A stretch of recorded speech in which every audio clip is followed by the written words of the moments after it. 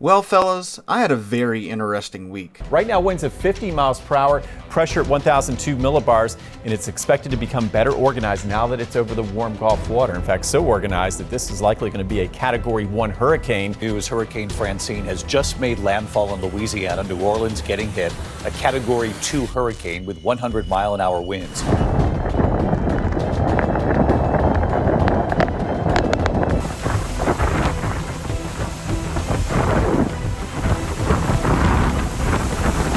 Either way, we've got a landfall of Francine. So from this point on, more than likely it should weaken. But it's going to take a moment.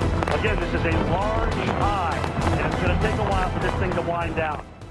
So we had our first hurricane of the year that kind of popped up out of nowhere over the weekend in the Gulf of Mexico, originally slated to make landfall on the Texas-Louisiana border, but then proceeded to cha-cha slide eastward, making landfall in South Louisiana, where I live. Now, being that I live in South Louisiana, we have been through more than a few of these hurricanes and are prepared for such storms. Those of you that have been around long enough have heard one of those preparations show up before on my live streams. Before I reset its runtime, that is, and that would be our whole house generator. We acquired it a few years ago after Katrina knocked out our power for like 2 weeks, and it's been worth its weight in gold, powering our lights, air conditioning, and my PC. Which brings me back to Francine. So like many a hurricane, Francine arrived, knocked down telephone poles, and did a little flooding, then left. Thankfully, damage to my house and my parents' home was fairly minimal, with the cleanup being done in really just a couple of hours for both houses, if that even. So then comes the time after a hurricane where you just sit there and stay out of the way of the linemen while they do their thing and get the power back on.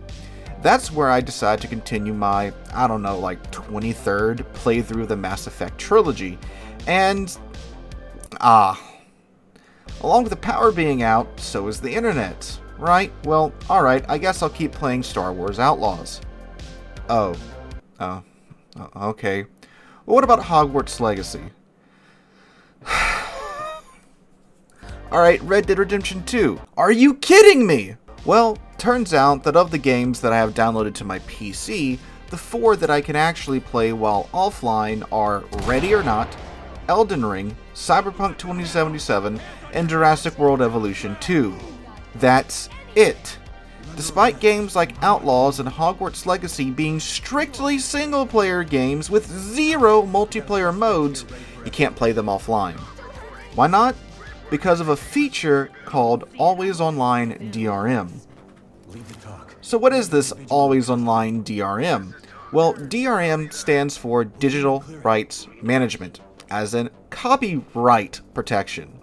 What this DRM does is require the user to always have an internet connection while playing the game. By doing so, the game communicates with the server and essentially ensures that a user is playing a purchased version of the game and not a pirated one. The idea is that only the licensed copies will be able to be used, while the pirated ones would be useless. However, in reality, this method has been proven to be less than effective, with games like Assassin's Creed 2 being cracked on its launch day and being pirated despite having this DRM.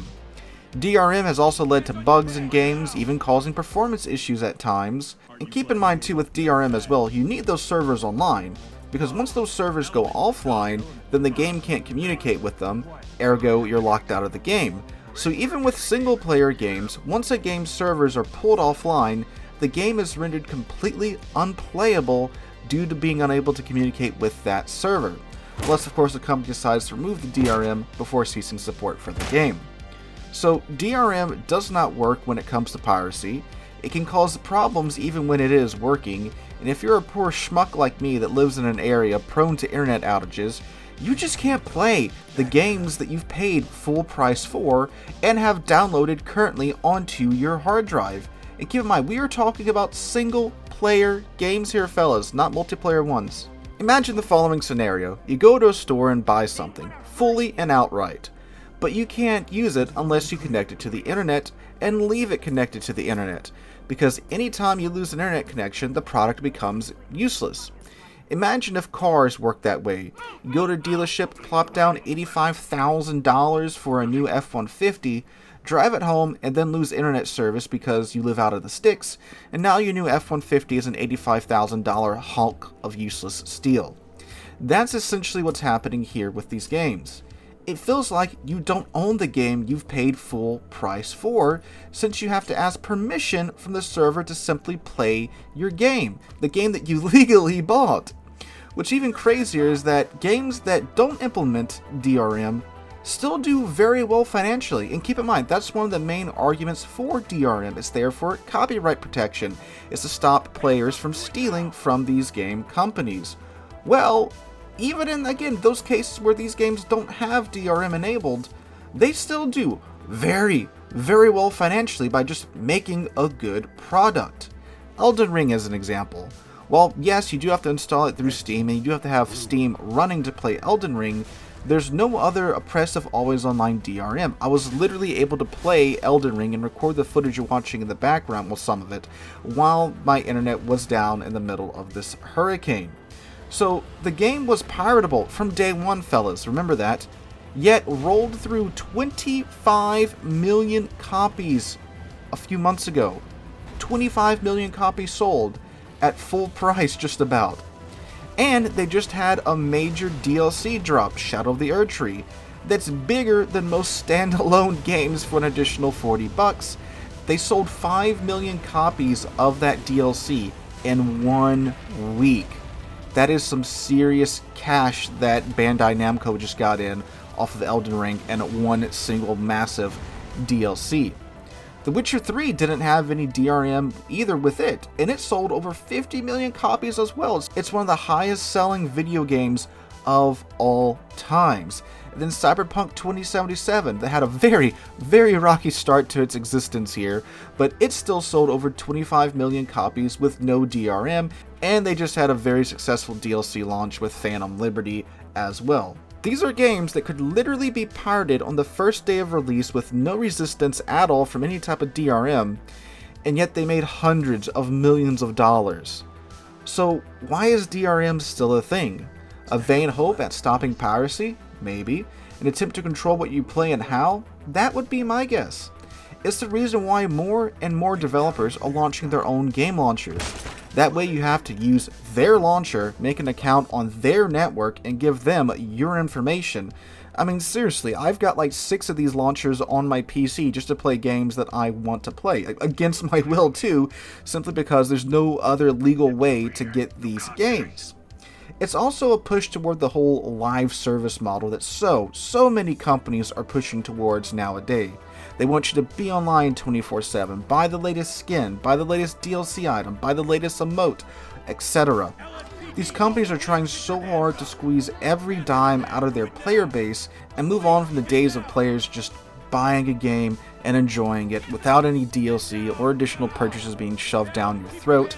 And plus, when you used to buy a game back in the day, guess what? It was finished, it was done, it was working. I mean, sure, we had some bugs and stuff, we couldn't really update the game to get rid of those bugs back in the days of PS2 and PlayStation and stuff, but guess what?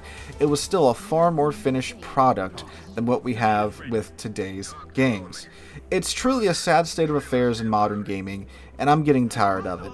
But again, with the likes of Elden Ring, Cyberpunk, and The Witcher, there does seem to be some hope for the future. And the last thing too about those games, you saw how much money those games made, and it's gotta cost these companies money to, make new DRM programs, keep up the servers and stuff for these strictly single-player games, so it's not just they want to make the money, because again, Elden Ring, Witcher, Cyberpunk all made mountains of money for their studios, and yet these game companies are still dumping in money developing these DRM programs and such, so it's not really about the money, it's about the control of the game. They want you to have to go through them to play the games that you've paid for, so again, it's like you're really leasing the game from the company and not really buying it from them. Might sound a little conspiratorial for me, but I've been stuck in this house for the past couple of days waiting for the power and the internet to come back on, but I'll leave that up to you guys to decide.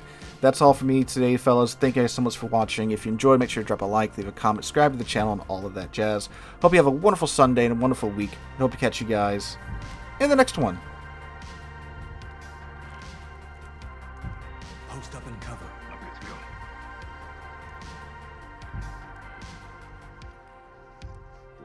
Shotgun and flashes. Acknowledge.